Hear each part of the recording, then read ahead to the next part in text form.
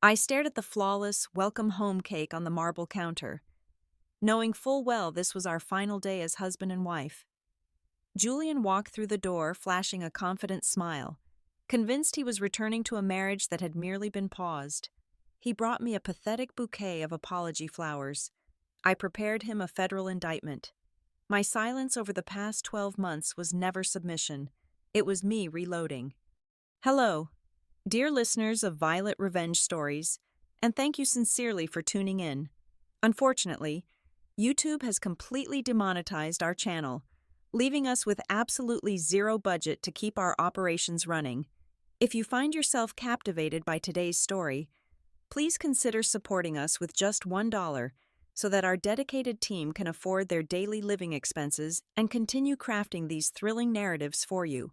You can easily support us by scanning the QR code currently displayed on your screen, or by clicking the donation link down in the description or the comment section of this video. My name is Evelyn, and this is my story.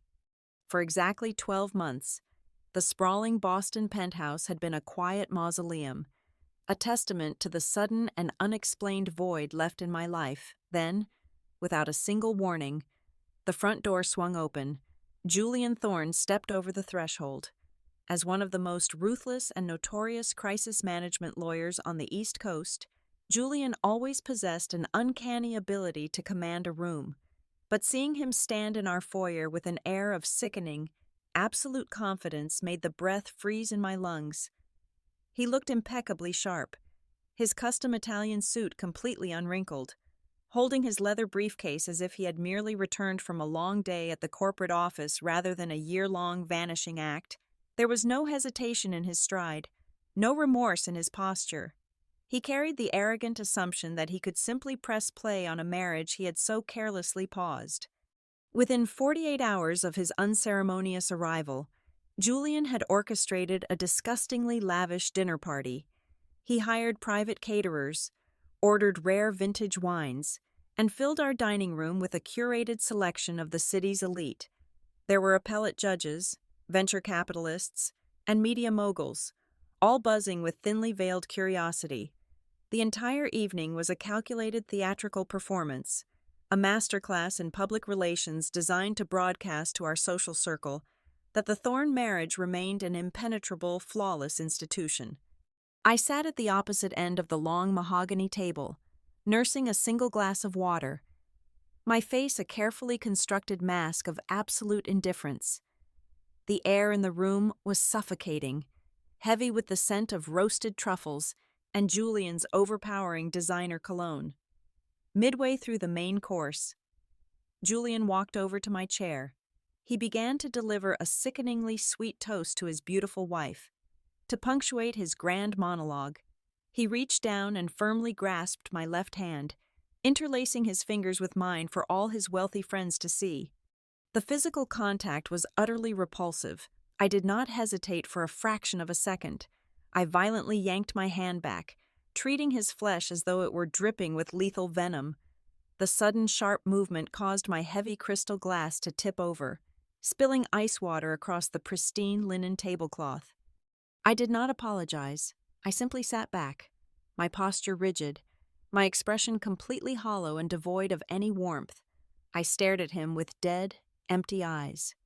The lively chatter around the dining table died instantly. The silence that followed was deafening, broken only by the uncomfortable shifting of chairs and the clearing of throats. The elite guests exchanged wide-eyed, knowing glances, witnessing the spectacular collapse of Julian's carefully crafted illusion. I watched a violent flush of deep red embarrassment creep up Julian's neck. For a man who made millions controlling narratives, being publicly humiliated in his own home by his own wife was an agonizing defeat. 2 hours later, the final guest scurried out the door, eager to escape the suffocating tension. The heavy oak door clicked shut, leaving us entirely alone in the massive, echoing penthouse. The facade instantly dissolved. Julian threw his silk suit jacket onto the velvet sofa and turned to me, adopting the posture of a deeply wounded victim. "What is wrong with you?" he demanded, his voice thick with indignant anger. "I arranged this entire evening for us. I sent you a heartfelt apology text right before I boarded my flight from the airport. A long, sincere message, and you treat me like a stranger in front of my most important colleagues. I did not raise my voice.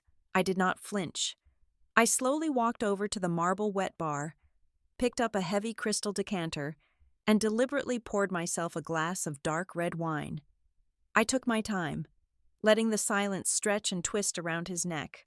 Finally, I turned around and looked directly into his eyes, stripping away every ounce of the love I had once harbored for him.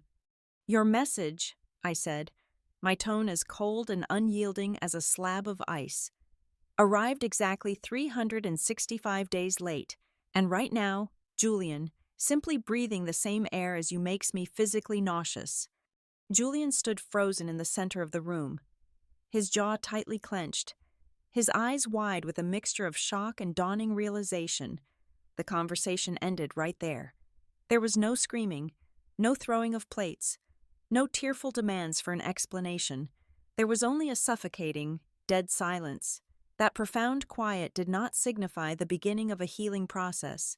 It was the undeniable death knell, a silent alarm signaling the dawn of a brutal, unforgiving psychological war. Exactly 12 months ago, my reality fractured at precisely 2 a.m. I was violently jolted awake by the frantic screech of a closet door sliding open and the heavy thud of a leather duffel bag hitting the hardwood floor. The bedroom was bathed in the harsh, artificial light of the walk-in closet. Julian was tearing through his wardrobe, frantically shoving custom linen suits and designer sunglasses into his luggage. When I sat up, my mind foggy with sleep, and demanded to know what was happening. He did not even have the basic decency to look me in the eyes. He casually informed me that he had chartered a private jet. He was leaving immediately for a secluded, high-security private estate in Costa Rica. The reason was Victoria Sterling.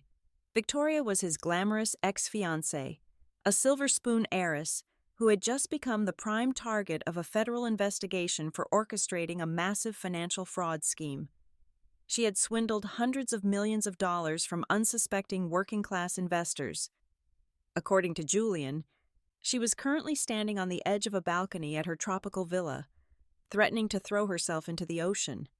"She is entirely unstable," he had said, his voice dripping with an inflated, self-righteous savior complex while he checked his diamond-encrusted watch.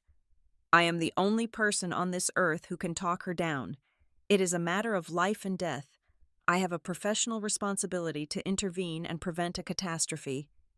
He kissed me coldly on the forehead, grabbed his bag, and walked out of our home before the sun even had a chance to rise. That supposed 24-hour emergency crisis intervention seamlessly mutated into a year-long tropical vacation. While I remained trapped in the suffocating, freezing grip of the harsh Boston winter, Julian was basking in the sun. For the next 12 months, I was subjected to a relentless, agonizing psychological torture chamber, curated daily by Victoria on her social media platforms. She never posted a clear, undeniable picture of his face. She was far too cunning for that. Instead, she weaponized her digital presence, leaving deliberate, agonizing breadcrumbs for me to find. There was a perfectly framed photo of 2 crystal champagne flutes resting on the edge of an infinity pool, capturing the unmistakable reflection of Julian sitting in a lounge chair.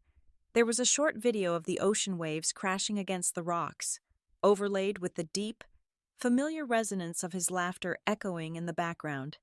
There was a casual shot of her manicured hand resting on a dining table, with Julian's custom-engraved platinum watch resting right beside her tropical cocktail. Every single post was a meticulously crafted dagger, designed to explicitly remind me that my husband was thousands of miles away, playing the gallant hero in a luxurious paradise with the very woman he used to love. During the first 60 days of his absence, I completely lost my dignity. I became the pathetic, desperate, and discarded wife. I humbled myself to an embarrassing degree. I called his phone 50 times a week. I sent him hundreds of text messages, begging him to remember his wedding vows, pleading with him to board a flight and come home. The crushing silence that answered my pleas was deafening. On the incredibly rare occasions my calls actually connected, I did not hear the voice of the man I married. I heard the sterile, robotic tone of his executive assistant. Mr. Thorne is currently unavailable, the assistant would recite mechanically. He is deep in the middle of a highly sensitive crisis management situation. Please respect his process and give him the necessary space. Julian had arrogantly granted himself the absolute right to place the emotional fragility of a convicted fraudster above the fundamental sanctity of our marriage. He weaponized his elite career, using the convenient shield of attorney-client privilege and crisis intervention to legitimize his blatant emotional betrayal. He was actively shielding a criminal, prioritizing her comfort over his own wife's sanity. The definitive turning point arrived exactly 90 days after he walked out that door. I was sitting on the freezing floor of our living room, staring at yet another photo of Victoria tanning on the deck of a private yacht. I braced myself, waiting for the familiar, agonizing wave of crushing grief to hit my chest and steal my breath. It never came. I reached up and touched my face. My cheeks were completely dry. I had simply run out of tears to shed for a man who did not care if I lived or died. The pathetic, weeping woman officially died on that hardwood floor. In her place, a completely different entity was born. I wiped my phone screen clean and booted up my laptop. I opened a highly secure, encrypted cloud drive.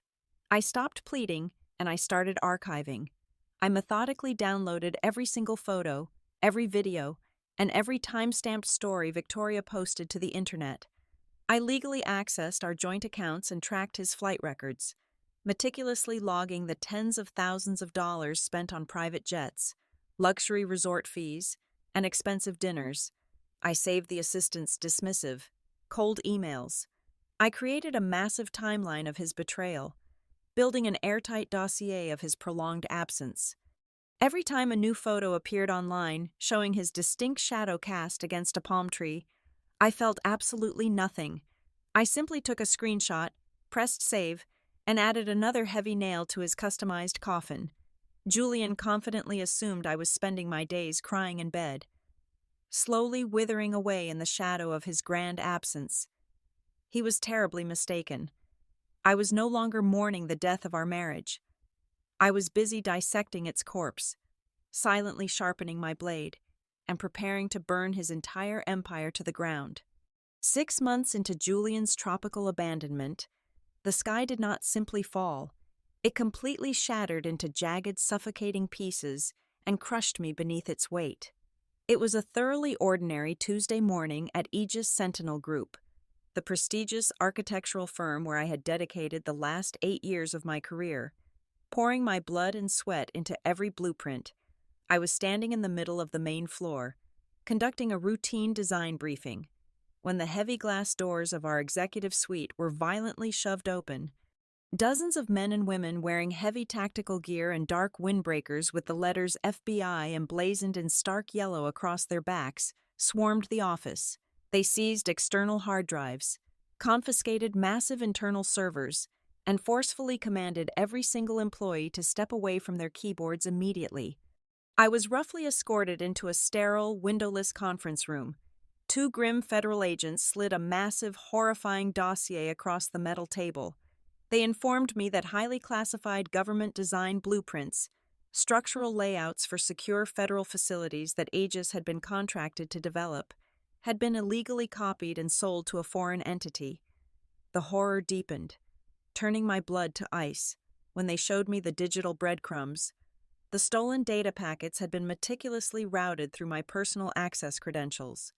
My encrypted signature was plastered all over the most severe national security breach our firm had ever seen. The senior partners of the firm, the very mentors who had toasted to my promotions and attended my wedding, had seamlessly thrown me to the wolves. They had noticed a severe vulnerability in my digital footprint and capitalized on my distracted, grieving state over my broken marriage. They orchestrated a brilliant, devastating framing job, positioning me as the perfect, solitary scapegoat to absorb the apocalyptic fallout of their treason. Within 72 hours, my entire life was completely paralyzed. Federal prosecutors slammed a draconian freeze on all my personal and joint banking accounts. My assets were completely locked down. I was staring down the barrel of a multi-count federal indictment that carried a mandatory minimum sentence of 20 years in a federal penitentiary. My hard-earned career was obliterated. My freedom was dangling by a frayed, burning thread. In the darkest, most terrifying panic of my entire existence, I reached for the one lifeline I thought I still had. I dialed my brilliant, crisis-managing husband. I called Julian's personal cell phone 53 times in the span of 4 agonizing hours. I left frantic, hyperventilating voicemails, begging him to answer, telling him the federal government was preparing to arrest me and lock me in a cage. I needed his ruthless legal genius. I needed his unparalleled negotiation tactics. Most importantly, I just needed my husband to hold my hand and tell me I was not going to die in a concrete prison cell. On the 54th attempt, the line finally connected. My heart hammered against my ribs like a trapped bird fighting for its life. But it was not Julian. "Mr. Thorne's office." The sterile, distinctly robotic voice of his executive assistant chimed through the speaker. "I need to speak to Julian right this second," I pleaded, my voice cracking, tears streaming down my panicked face. "The FBI raided my office. They froze my bank accounts. They are framing me for corporate espionage. You have to put him on the phone. Please, my life is over." The assistant did not even pause to process the absolute terror in my voice. "I am terribly sorry," he replied smoothly, sounding as if he were reading directly from a laminated corporate script. "Mr. Thorne and Ms. Sterling have just begun an intensive 3-week psychological recovery meditation retreat in a remote sector of the Costa Rican jungle. They are entirely off the grid to focus on healing. They have strictly mandated a zero-interruption policy. I absolutely cannot disturb him under any circumstances. I am facing 20 years in a federal prison," I screamed into the receiver, my vocal cords tearing. "I suggest you contact a local public defender," the assistant replied coldly. The line went dead with a sharp, echoing click. I dropped the phone. The silence in my apartment was deafening and absolute. While I was suffocating under the crushing weight of a federal espionage investigation, fighting for my very survival, my husband was practicing deep breathing exercises in a luxury jungle canopy with a woman who had committed a verified financial crime. With my accounts completely frozen by the federal government, I had absolutely no money to hire a private defense attorney. I was forced to make the most agonizing, heartbreaking decision of my entire life. I contacted a predatory real estate agency and fire-sold the modest, beautiful suburban house I had inherited from my late mother. It was the only tangible piece of her memory I had left. The sacred home where I took my very first steps. I liquidated my childhood sanctuary for pennies on the dollar, just to generate enough untraceable, liquid cash to secure a ruthless, shark-like defense attorney of my own. For 6 grueling, torturous months, I walked through absolute hell. I spent 14 hours a day locked in a cramped, poorly lit law office, poring over tens of thousands of pages of encrypted server logs and architectural blueprints. I hunted down the hidden IP addresses the senior partners had tried to scrub. I traced the digital anomalies they had clumsily masked. I fought a brutal, bloody war against the entire weight of the United States Department of Justice, completely and utterly alone. I did not sleep. I barely ate. I survived on black coffee, pure, unadulterated adrenaline, and a growing, burning hatred. And I won. By the time the 7th month rolled around, my attorney and I presented an ironclad, indisputable counter-dossier to the lead federal prosecutor. We exposed the senior partner's framing mechanism with surgical, undeniable precision. The FBI immediately pivoted their entire investigation, dropping every single charge against me and arresting the true culprits in their lavish homes. I walked out of the towering federal courthouse a completely exonerated woman. I stood on the cold granite steps, breathing in the crisp morning air, holding a thick legal document that declared my total innocence, but the victory felt profoundly hollow, because the terrified, weeping woman who had desperately dialed her husband's number months ago did not survive that legal bloodbath. She had been completely eradicated, burned away by the sheer force of betrayal. I had lost my career. I had sacrificed my mother's home. But most significantly, the final, lingering microscopic shred of love and respect I held for Julian Thorne had been violently extinguished. He had left me to drown in a federal nightmare while he sipped expensive cocktails by the ocean. As I hailed a taxi to go back to an empty, quiet apartment, I realized I did not just want a simple divorce. A divorce was far too merciful. I wanted absolute, devastating destruction. Back in the present, the suffocating tension of our marriage had mutated into a high-stakes psychological chess match. It had been exactly 48 hours since his disastrous welcome-home dinner. Against all odds, I had returned to Aegis Sentinel Group. Following the arrest of the corrupt senior partners, the corporate board had begged me to return, offering a massive promotion and an executive suite to prevent a catastrophic wrongful termination lawsuit. I was standing in the soaring glass lobby of the firm at exactly 12:30 in the afternoon, speaking with two junior architects, when Julian brazenly strolled through the revolving doors. He was attempting to play the role of the perfect, bossing partner. He carried a high-end insulated bag from an exclusive artisan bistro, flashing his million-dollar smile at the receptionists. He confidently approached my group, intending to put on a grand public display of affection to assert his dominance and mark his territory. "Surprise," he announced warmly, leaning in to kiss my cheek while holding up the expensive lunch. I did not even blink. I smoothly stepped to the side, completely evading his physical contact. I looked at him with an expression so intensely cold, so utterly devoid of human emotion, that his smile instantly died. I stared through him as if he were an invisible, irrelevant ghost. The sheer hostility radiating from my eyes was so palpable that Julian actually took a physical step backward, completely bewildered. "Take your garbage and leave this building immediately," I stated, my voice barely above a whisper, yet sharp enough to cut glass. I turned my back on him in front of my stunned colleagues, leaving him publicly humiliated for the second time in 3 days. That evening, the quiet penthouse finally erupted. I was sitting on the velvet sofa reading a novel when the heavy oak doors of his private study violently slammed against the wall. Julian marched down the hallway like a man possessed. His face was flushed with absolute rage. In his right fist, he tightly gripped the thick legal document I had left squarely in the center of his pristine desk, a fully drafted, irrevocably signed petition for divorce. "What kind of psychotic game are you playing?" he roared, aggressively throwing the crumpled papers onto the glass coffee table. I calmly closed my book and folded my hands. "There is no game. It is a legally binding contract. I highly suggest you hire a notary and sign on the dotted line." Julian let out a bitter, mocking laugh. He snatched the document back up and violently ripped it directly down the middle, tearing the thick paper into shreds and letting the pieces fall onto the rug. He immediately adopted the posture of a persecuted martyr. "You are a deeply selfish, vindictive woman," he shouted, pointing a shaking finger at my face. "You are willing to destroy an 8-year marriage over your own pathetic, irrational jealousy. I spent 12 agonizing months in a secluded jungle because my job required it. I was preventing a highly vulnerable woman from committing suicide.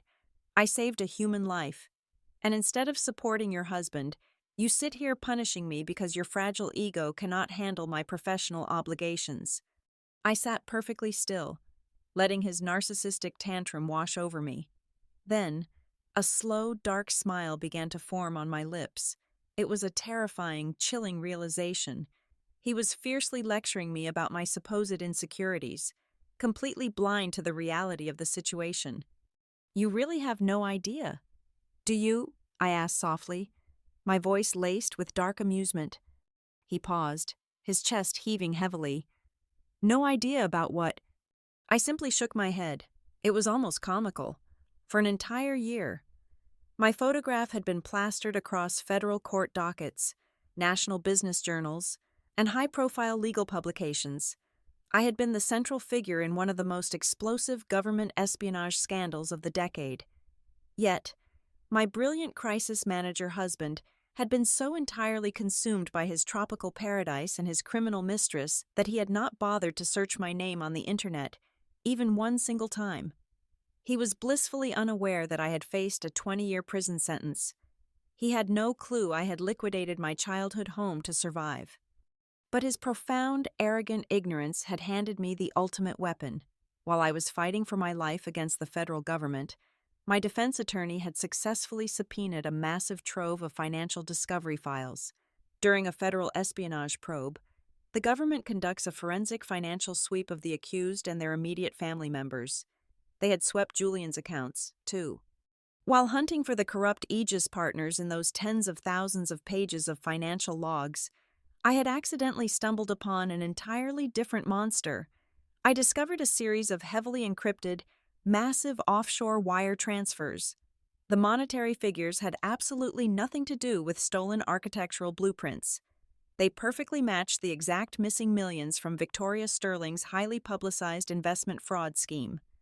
The devastating truth hit me like a freight train. Millions of stolen dollars had not simply vanished. They had been systematically laundered through a complex labyrinth of anonymous corporate shell companies, and the ultimate beneficiary of those hidden offshore accounts. The digital signature traced directly back to Julian Thorne. He had not abandoned me to save a suicidal woman. He had fled to Costa Rica to physically protect the massive, illegal fortune he had helped a convicted fraudster hide. My husband was a federal money launderer, and securely locked inside my personal vault, I had every single piece of evidence required to bury him alive. The puzzle pieces finally clicked together with a sickening, undeniable clarity. The absolute truth of his year-long vanishing act was far more sinister than a simple, pathetic affair. Julian had not flown out to that remote Costa Rican compound driven by some grand, tragic romance, nor was he operating under a misplaced, heroic sense of philanthropy to save a suicidal woman. He was acting as a highly paid, utterly corrupt vault guard. The secluded jungle estate was nothing more than an operational base designed to manage the massive flow of illicit cash he and Victoria had meticulously siphoned from innocent working-class investors. Every single day he claimed to be meditating and preventing a tragedy was actually spent moving tens of millions of dollars through a complex, untraceable labyrinth of offshore accounts. He was protecting his stolen fortune. 3 days after his explosive, violent tantrum over the torn divorce papers, Julian strutted into the penthouse kitchen. He was practically vibrating with a toxic, narcissistic excitement. He proudly announced that he had booked an exclusive, hour-long live interview on the nation's leading financial news network for the upcoming Friday evening. This was meant to be his grand media resurrection, with over 8 million live viewers expected to tune in. He intended to go on national television to spin a brilliant, fabricated narrative. He was going to officially declare his triumphant return to the corporate world, frame himself as a dedicated savior, and publicly clear Victoria's name of all financial wrongdoing. He poured himself a cup of expensive coffee, leaned casually against the marble counter, and let his eyes turn completely cold and calculating. "You are going to attend the broadcast," he commanded, his voice dripping with venom and absolute authority. "You will sit right in the front row of the studio audience. You will wear that custom sapphire dress I bought for you, and you will smile brightly for the cameras. You will play the deeply loving, unconditionally supportive wife who patiently stood by my side while I executed my professional duties. If you decide to embarrass me again, if you step out of line for even one fraction of a second, I promise you, I will unleash every single favor I am owed in this city. I will drag our divorce through the courts for 10 agonizing years. I will leave you entirely bankrupt and completely broken." I looked at his smug, aggressively threatening face. Instead of fighting back, instead of throwing a glass or screaming in defiance, I allowed a soft, perfectly compliant smile to slowly spread across my face. "Of course, Julian," I replied, my voice incredibly smooth, gentle, and utterly devoid of any resistance. "I will be right there in the front row. You have my absolute word." The sheer, sudden obedience was so unnervingly out of character that a brief flicker of hesitation actually crossed his eyes. A sudden, instinctual chill seemed to crawl down his spine, leaving him momentarily speechless. But his monumental, blinding arrogance quickly smothered his survival instincts. He genuinely, foolishly believed that his ruthless threats had finally broken me into total submission. He could not have been more completely wrong. The very second he walked out the door to head to his executive office and prepare for his grand broadcast, I immediately went to work. The pace of my life shifted into a rapid, hyper-focused calculation. I packed the explosive financial dossiers, the banking logs, and the printed shell company registrations into a secure leather briefcase. Then, I made a highly confidential, untraceable phone call. I reached out directly to the exact same lead federal prosecutor who had aggressively hunted me during the corporate espionage scandal. Since the day of my absolute exoneration, there had been a quiet, unspoken mutual respect between us. I met him at precisely 4 o'clock in the afternoon in a secure, windowless conference room at the federal courthouse. I slid a heavy, encrypted flash drive directly across the metal table. It contained everything. I handed him the offshore routing numbers, the dummy corporate registrations bearing my husband's verified digital signature, and the exact, undeniable digital trail of the stolen millions. "I am not just giving you a prime suspect," I told the prosecutor, watching his eyes widen as he realized the sheer magnitude of the evidence. "I am giving you the chief architect of the entire fraud." We meticulously synchronized our watches and coordinated a very precise, minute-by-minute operational timeline for the evening of the live broadcast. But a quiet arrest in a federal building was nowhere near enough. I needed his public image, his most prized and heavily guarded possession, to be completely annihilated. I needed a spectacular, undeniable media execution. Moving quickly, I securely transmitted a comprehensive, anonymous digital dossier to the lead female news anchor who was scheduled to host his upcoming live interview. She was a brilliant, ferocious journalist whom Julian had ruthlessly bullied and humiliated 5 years ago.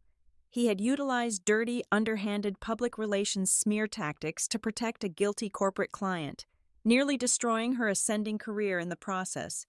Because he assumed she was a weak, easily manipulated target, she had never forgotten that humiliation. I handed her the ultimate ammunition for her revenge.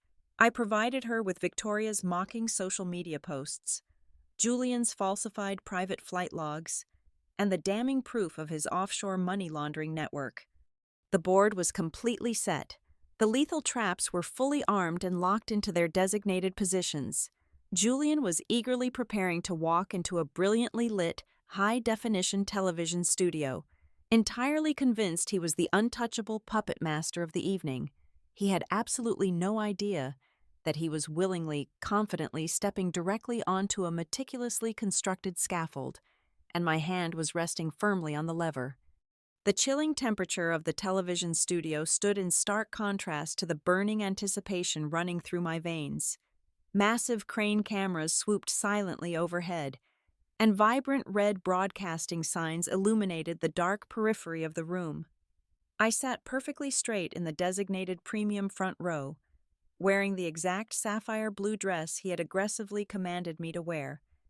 I was the absolute picture of the devoted, adoring wife, my hands folded neatly in my lap, an eager, highly supportive smile plastered firmly across my face. Julian was completely in his element. For the first 15 minutes of the live national broadcast, he delivered a breathtaking, masterfully acted performance. He sat comfortably in the leather guest chair across from the female anchor, his posture relaxed, his hands gesturing with measured, practiced authority. He eloquently spewed absolute garbage to over 8 million live viewers tuning in across the country. He spoke profoundly about the heavy burdens of professional loyalty, the rigid, unyielding demands of legal ethics, and the fundamental human compassion required to guide a terrified client through an agonizing personal crisis.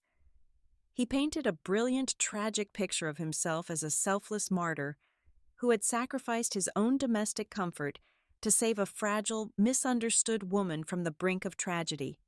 The female news anchor listened to his grand monologue with an expression of intense, almost unnatural politeness. She nodded at all the precise intervals, giving him the rope to dig his own grave with every arrogant syllable he uttered. Then, right as he began to dramatically lament the severe emotional toll his heroic Costa Rican journey had taken on his own personal life, the entire script flipped. She smoothly raised her right hand. The camera zoomed in tightly on her face. Her polite, accommodating smile instantly vanished, replaced by a razor-sharp, predatory glare. "Mr. Thorne," she interrupted, her voice cutting through the silent studio like a steel blade. "Your dedication to your clients is certainly unparalleled, but I believe our millions of viewers would deeply appreciate some highly specific context regarding your methodology during this incredibly sensitive period." She deliberately pressed a small button on her desk console. The massive, high-definition digital screen looming directly behind Julian flickered to life. The meticulously branded financial network logo disappeared. In its place, a horrific, split-screen collage illuminated the entire soundstage. On the left side of the towering display were the sun-drenched, luxurious social media photographs of Victoria lounging by the infinity pool, complete with the undeniable reflection of Julian drinking a tropical cocktail. On the right side of the screen, blown up to massive proportions, was my certified, time-stamped cellular phone bill. It highlighted the exact 53 frantic, agonizing outbound calls I had made to his personal number. Every single call was entirely blocked in bright red, culminating in a recorded 0-second connection duration.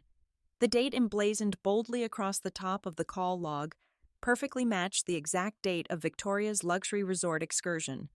A suffocating, bewildered gasp rippled violently through the live studio audience. Julian blinked, twisting his neck to look at the towering screen behind him, his golden, confident complexion instantly drained of all color, turning a sickly shade of ash white. Before he could even formulate a single cohesive syllable, a production assistant silently slipped a live wireless microphone directly into my waiting hand. I slowly stood up from my front row seat. The heavy, sweeping camera crane immediately pivoted, locking its red recording lens directly onto my face. Every single broadcast monitor in the room displayed my cold, unyielding stare. "My husband speaks very passionately about humanity in times of hardship," I said, my voice projecting clearly and steadily across the utterly breathless studio. "He claims he was performing a life-saving psychological intervention. What he completely failed to mention to the millions of people watching tonight is that on the exact day those tropical photographs were taken, I was sitting in a freezing, windowless interrogation room. I was facing 20 years in a federal penitentiary for a corporate espionage crime I did not commit. I was entirely alone, terrified out of my mind, begging my husband to answer the phone and save my life. His executive assistant informed me he absolutely could not be disturbed from his jungle meditation retreat." Julian gripped the armrests of his leather chair so tightly his knuckles turned completely white. "Turn off the cameras," he hissed desperately, his flawless professional mask completely disintegrating into raw, unadulterated panic. "Cut the broadcast immediately. This is a severe breach of contract. Turn it off right now." The anchor completely ignored his frantic demands, silently signaling the control room to keep the cameras rolling. I did not stop speaking. I walked confidently up the short steps and stepped directly onto the brilliantly lit stage. I carried the heavy leather briefcase he arrogantly assumed only contained my makeup. I unclasped the brass locks and pulled out the massive forensic financial dossier. I slammed the thick stack of government-verified documents directly onto the glass interview desk, the heavy thud echoing sharply through the microphones. "But he was not meditating," I continued, staring down at the pathetic, trembling man who had callously left me to drown. "And he was not saving anyone. Julian Thorne spent the last 12 months acting as the primary offshore money launderer for Victoria Sterling's stolen empire. These are the certified banking logs. These are the heavily encrypted wire transfers. These are the dummy corporate shell companies registered under his exact legal signature. proving beyond any shadow of a doubt that he personally hid hundreds of millions of dollars stolen from innocent working-class people. As the final word left my lips, the heavy, soundproof double doors at the very back of the television studio violently burst open. The timing was an absolute masterpiece. A highly coordinated tactical team of federal agents, the very same men I had met with in the courthouse, flooded the dark aisles. Their silver badges flashed brilliantly under the harsh, blinding studio lights. They marched straight down the center aisle, their heavy boots thudding against the carpeted floor, completely ignoring the frantic shouts of the television producers. The lead federal agent stepped aggressively onto the stage, grabbed Julian by his expensive silk shoulder, and forcefully spun him around. Julian's arrogant, invincible face completely shattered. His jaw hung slack, his eyes wide with an animalistic, profound terror as the heavy steel handcuffs violently ratcheted onto his wrists. The sharp, metallic click of the restraints was broadcast live to 8 million homes across the country. His career, his fortune, and his pristine public image were permanently eradicated. He stammered incomprehensibly, frantically searching the room for a lifeline that no longer existed. I did not stay to watch them read him his Miranda rights. I smoothly pulled a freshly printed, fully finalized divorce petition from my bag. I calmly placed the crisp white papers face up on his newly vacated leather chair.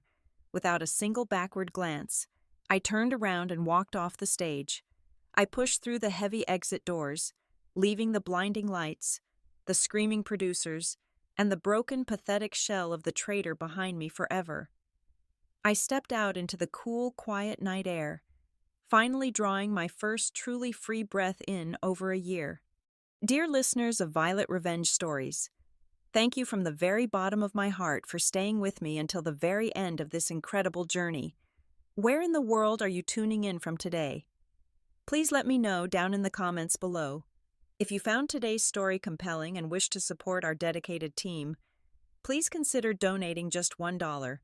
You can easily do so by scanning the QR code currently on your screen, or by utilizing the donation link provided in the video description or the pinned comment.